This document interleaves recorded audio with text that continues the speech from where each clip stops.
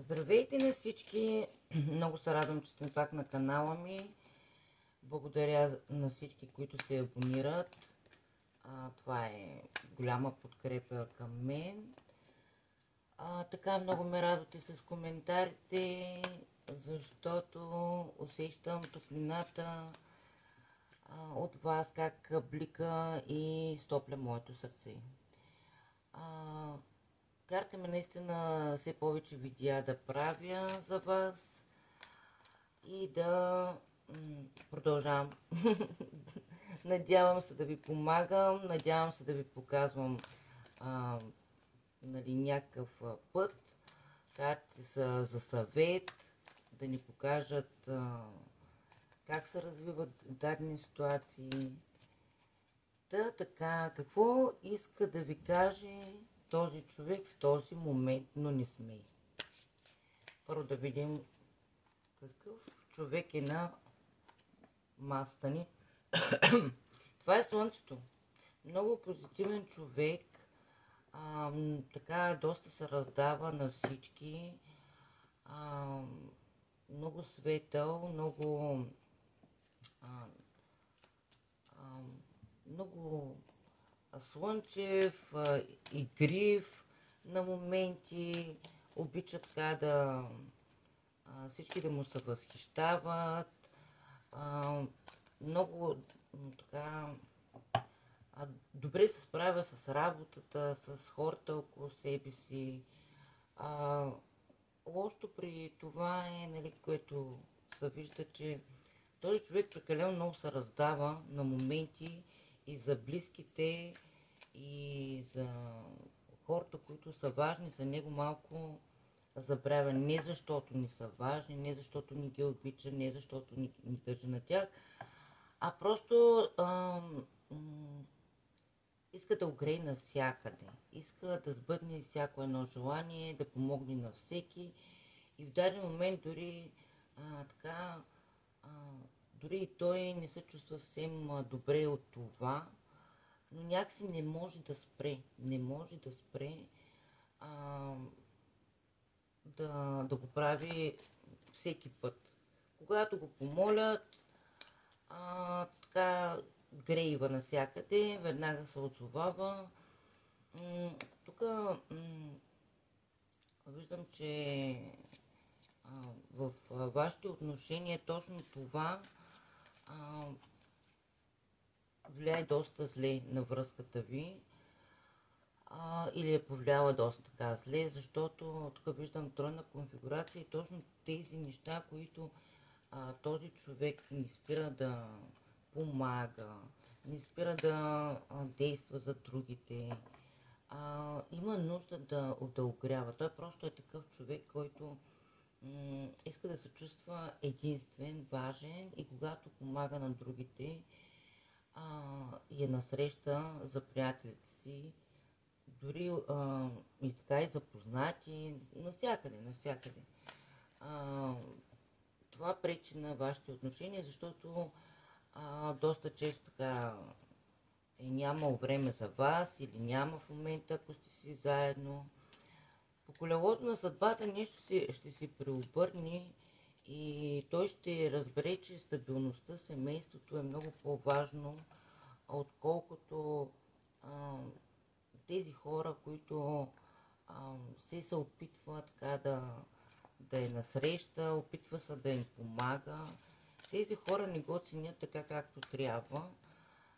Той така тук е пред решение да осмисли нещата, кое е важно и кое не. И по колелото на съдбата, то просто вижте сили си казват своето. Тук ще разбере, че иска да ви каже, нали, осъзнава е всъщност, че семейството е много по-съществено и важно. Ако този човек така ви резонира, значи това е вашето гледане. Нещо, което иска да ви каже, че без вас може би сте се отръпнали, той се чувства тъжен, той се чувства опустошен, като един просяк. Осъзнава определено, да, а, че това огряване навсякъде няма да помогне нито на него, нито а, на вас, на вашите взаимоотношения. Той осъзнава, че наистина трябва в една такава друга посока да тръгне.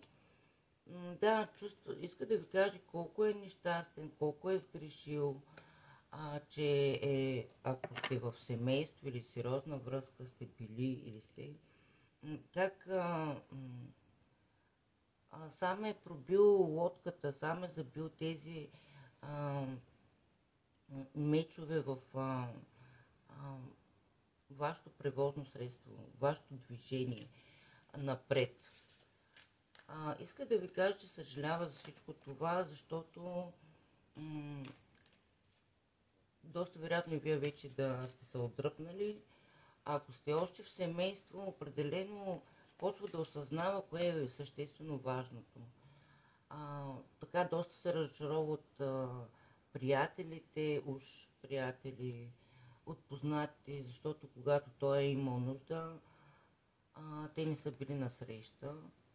В момента почват така да осмисля доста нещата и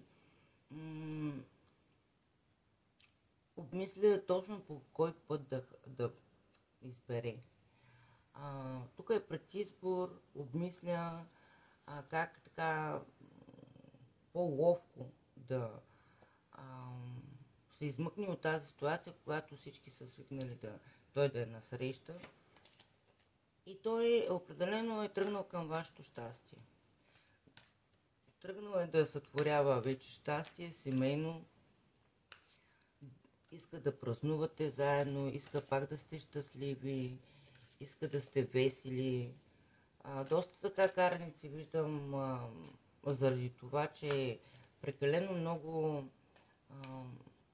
от чуждото мнение имал нужда, за да може да се чувства добре, но всъщност е осъзнал, че вече не действа това и че всъщност е загуба на време. И се е насочил към вашето щастие. Така, за някой ще резонира единия вариант също и така сред приятели, когато са събирали, да е пил малко повече, някакъв вид пристрастеност да е имал, дори пристрастяване към това, че да се съобразява с приятелите си, да се прибира късно, да няма време за вас. Но той със сигурност определено смята да отсече. Така, ако има и въздушни зодии, може да резонира, но по принцип си е така, го виждам в такава енергия, когато вече е готов да казва не. Да казва не, за да може да има някакво развитие в вашата връзка. И по принцип и за себе си е установил, че така му е писнало да му го използват, писнало му е да се влияе от чуждото мнение, от уж приятелите, защото приятелите те подкрепят, те искат да си щастлив, да си добре, дори да имаш един стабилен човек до себе си, ако те радва и те прави щастлив, истинските приятели ще се радват за теб. Дори да не излизате толкова често, самата мисъл, че човек, на който държите, е щастлив, просто се радвате за него. Така, този човек определено или е в по-детска енергия на моменти, по-нестабилна.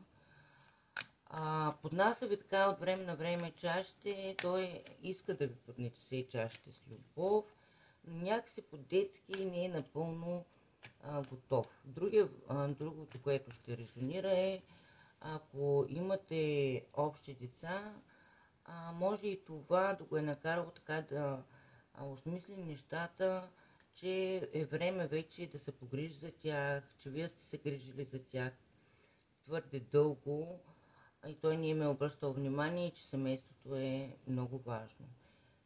Качил се на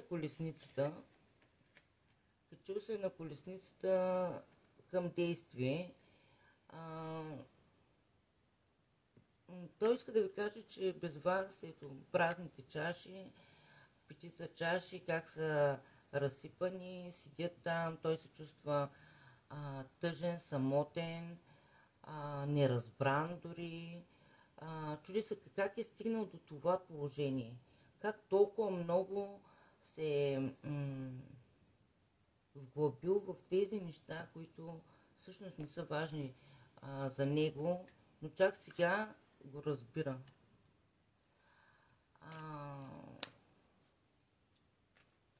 Тук висшия жрец по принцип имайте предвид, че малко така трябва да помислите дали за някой само ще резонира. Значи в единия вариант той е готов вече да действа, да сътворява магията, която преди ви е давал и ви е правил щастлив. Другия вариант е малко да манипулира колко е зле без вас, да иска да го съжалите или пък така да го омагьосва по някакъв начин. Да, определено този човек иска да ви каже, че без вас не може. Чувства с празни чаши, ето тук е пак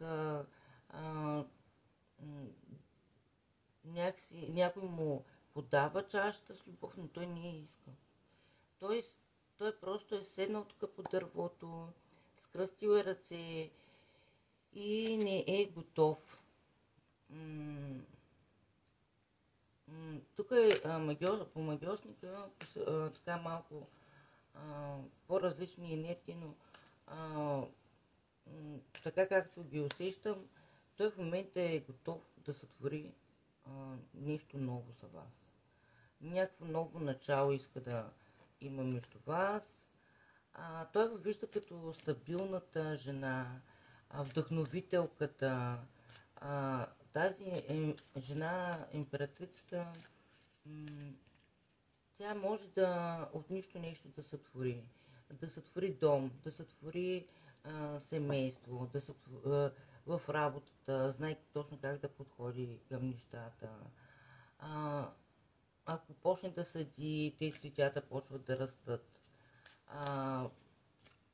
Без много труд, просто и се отдава това сте вие за него, това иска да ви каже, че вие сте онази жена в живота му, която не е оценил, но наистина сега се замисля колко уникална сте, колко прекрасна, колко сияйна, колко можеща. Да, казва ви, аз се чувствам като обесен без теб, люлееш се така с главата надолу, чувствам се безсилен, не знам какво да правя, как да го направя. Искам някакъв край вече на всичко това до сега, което е било, тази тъга, тази болка, вече да я спра. Ето тук как той, как да го обясня, в момента се чувства малко все едно му се молят, нали, тези хора. Той трудно му е да каже не на тези хора, които са около него и се го молят за нещо. И в момента се чувства, затова и така се чувства като обесен, защото вижда, че ще ви загуби, а пък и се чувства като един такъв безчувствен мъж, който се е качил на коня си и тъпчи всичко по пътя си, но ще свикне. Според мен ще свикне и трябва, когато разбере, че наистина съществено важните хора в живота му и на хората, които наистина заслужават. То може да е познат, пак да помогне, но наистина човек, който ще оцени това, не да го използват. Вижте, жрица, вие сте в момента сте една таинствена жена. Тайнствеността ви така го привлича, може би така, защо сте се отдръпнали, не знае дали ще му дадете втори шанс, дали е времето да подходи към вас, иска да подходи към вас, но не знае точно как. Чувства ви така отдръпната, самодостатъчна, че той не ви е нужен. Така отдал се на доста мисли, на учелничество, на неготовност за движение за в момента. Луната често вече така си мисли за вас, фантазира, съжалява определено. Но вижда като една луна, която така леко е сърдита. Не знам дали виждате луничката. Леко сърдита и осъдителна. Затова го е страх да действа към вас. Но определено вие сте, ако не сте земна зодия, определено сте тази жена, която е стабилната, семейната жена, която може да му даде прекрасно, нежно, страстно семейство, всичко, което той е искал като семейство.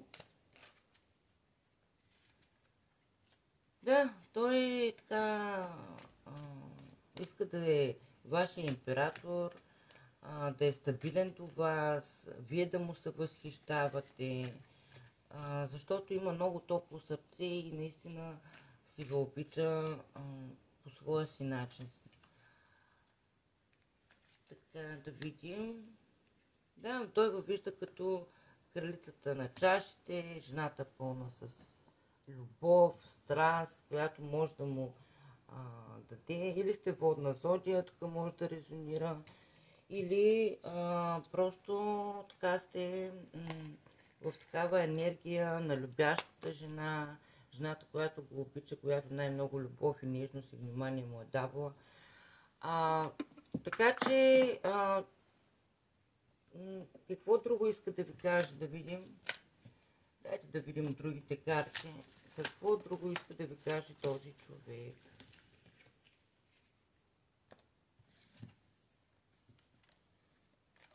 Какво иска друго да ви каже този човек? Ами, ето, почва новото начало, иска новото начало. Вие сте неговата избранница, страстната, оценя ви, но тук виждам, да, пак малък страх да действа, защото много ви е разочаровал. Много ви е разочаровал и страха му също е така да ни нарани отново. Защото във вижда като много крехка, много мила, много прекрасна, стабилна, уникална жена. Иска да дойде като вашия крал така, Пентакли или земна зодия, или може да е семейен мъж. При някой ще резонира, че е семейен мъж. Или просто иска да си дойде тук, да си е стабилния мъж. Да, ето, трябва му време, за да се уравновеси. Почнала да действа, за да, иска да ви каже, че когато се уравновеси, той ще дойде с новата чаша с любов. Новото начало за любов. За страстта, за обичта, за любовта, за нежността. Ето пак. Значи той иска цялото, всичко да започне от начало. Да, ето и като стабилност, и като любов. Иска всичко това да ви даде, но още балансира между две ситуации. Още не е съумяло да ги балансира.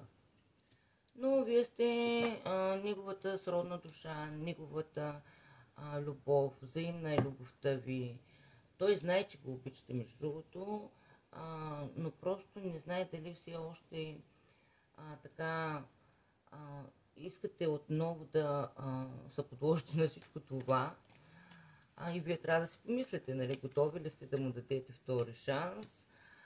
Тук е един огнен представител, може и да е огнена зодия, така лъв, овен и стрелец, или просто ще действа така по огнен начин, страстен начин, както преди ви е завладял, но той си иска взаимната любов с вас. Той си иска взаимната любов с вас, балансира се още, иска си жената, която така му е дала много любов, но в тия карти. Така тази жена, в момента, което аз усещаме, че тя не може да му се довери. Не е готова отново да му повярва, така изсипва чашата, която и се предлага с любов. И той най-вероятно това го усеща и затова може и да не действа, може и да действа, а вие да го отблъсквате. Ето отново вижте жрица, тази, която го магиосва.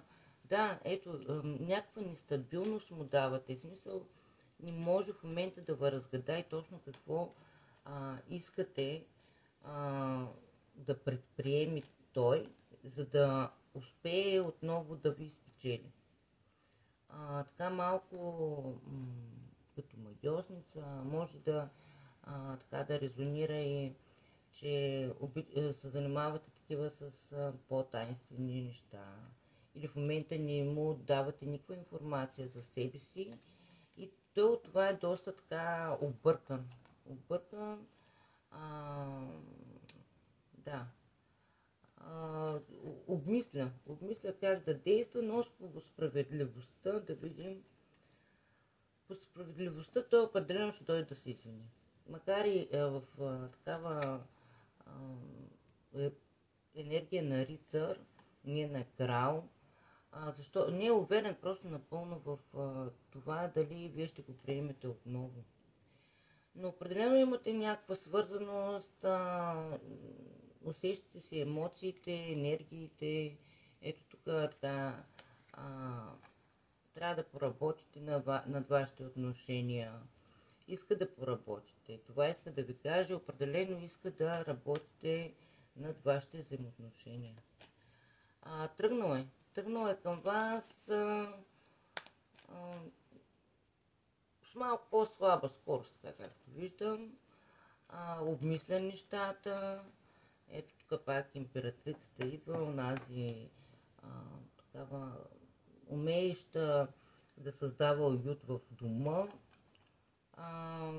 Тук е за доста и жени, дами, които ме гледат, може да резонират да са в огнената зодия, страстни. Той си търси тази стабилност и тази страст във вас.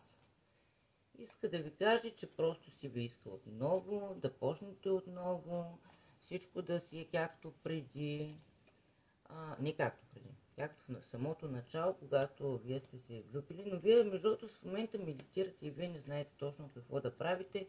Ето, любовниците в тази колода, искам да ви кажа, че за мен дори да има трети фактор, вие сте по-ценната жена, вие сте истинската му любов. Ако няма трети фактор, защото и тук не виждам, нали, така, някаква глава, някой друг да се намесва. Тук също ще резонира, нали, двата варианта. Едното е, че вие сте много по-важната жена и по-ценната и жената, за която не може да спре да мисли. В такива едни енергии сте двамата допълващи се.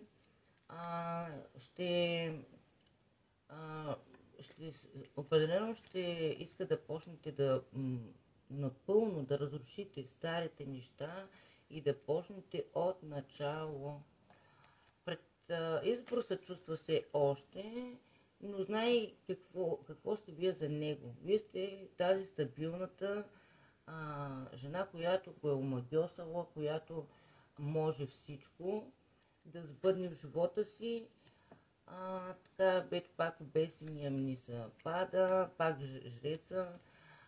Така, определено балансира в момента в живота си, подрежда го, опитва се така да сътвори ред. Трябва му просто малко повече побутване, но той сам трябва да си го направи. Побутване от съдбата, от висшите сили, ето колелото на съдбата, ще го побутни. Вие просто въпросът е дали имате това търпение да сътворите нов свят заедно. Това иска да ви каже, че определено е обмислил нещата между вас, виждате колко много ви е наранил, колко объркани ситуации заради него е имало, как го е пренебрегвал и как така ви е карал да не се чувствате щастливи с него, но иска това да се промени. Разбира как са го използвали хората около него, как са го лъгали, манипулирали, така, и вече осъзнава грешката си. Лъгал е дори, съжалява за това. Доста често пише и 3 съобщенията. Страх го е. Ревнувам те от всички. Да, ето. Значи съжалява за всичко, което е направил, за лъжите, тръгва да пише, неуверен се чувства и ви ревнува от всички и си мисли, че може би имате някой друг. Трябваше да си тръгна в този момент. Айде още едно. Обичам те с цялото си сърце.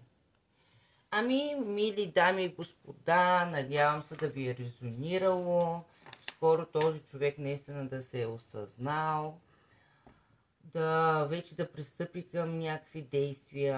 Много нерешителен, така ми се струва, извинявам се, нещо, думите ми се оплетаха. Освен щастие да ви пожелая през тази седмица, която започва. Не знам кога ще видите това видео, но днес е понеделник. Днеска е и много специален ден. Много силна енергия има. 11.11. Аз до вечера пак мисля да направя още едно видео, ако ми остане време.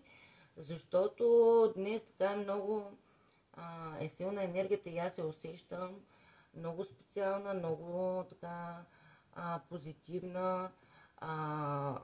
Моя съвет е: пожелайте си нещо с цялото си сърце и понеже днес е много силна енергията, то ще се сбъдне. Само единственият ми съвет е, ако си пожелавате нещо, трябва много добре да го формулирате. Не знаете, има една поговорка, нима какво ще си пожелаеш, защото вземи да се сбъдне. Да, формулирайте си го, напишете си го на едно листче, сложете си го под възглавницата тази вечер. Може и 3 вечери да спите с него, за по-сигурно. После, когато станете, просто си го изгорете, хвърлете го навън. В почвата да може да поеме, нали, тази енергия, Вселената да почне да работи за вас.